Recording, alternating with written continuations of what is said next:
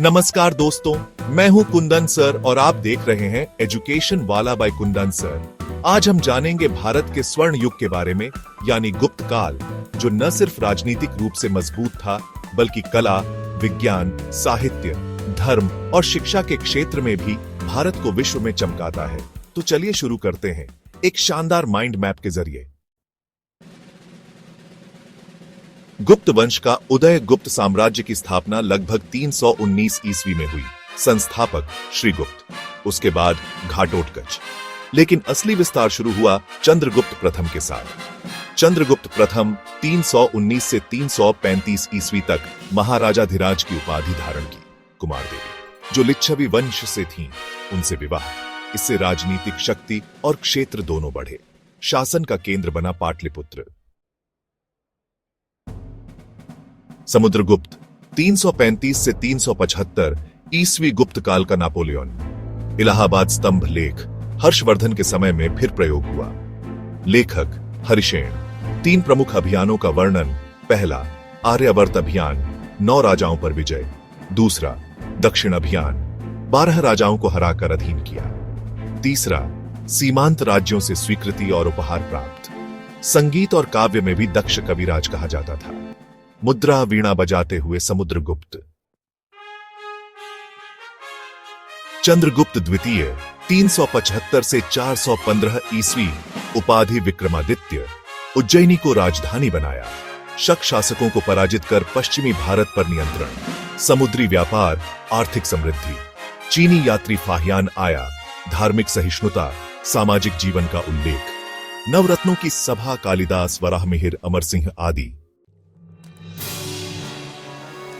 कुमारगुप्त प्रथम, जो 415 से 455 ईस्वी तक शासन करते थे, ने शिक्षा और संस्कृति का संरक्षण किया।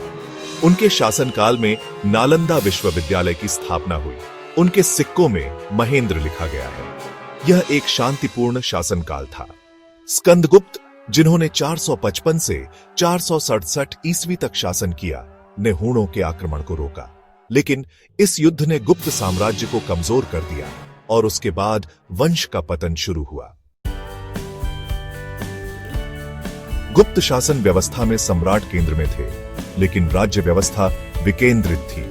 प्रशासनिक अधिकारियों में सामंत, नगराधिप और ग्रामिक शामिल थे। भूमि कर और व्यापार कर वसूले जाते थे।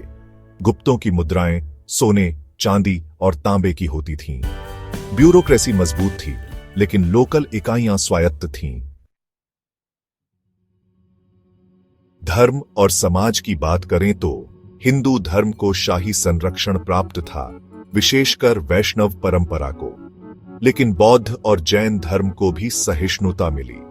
वर्ण व्यवस्था मजबूत थी और ब्राह्मणों का प्रभाव था।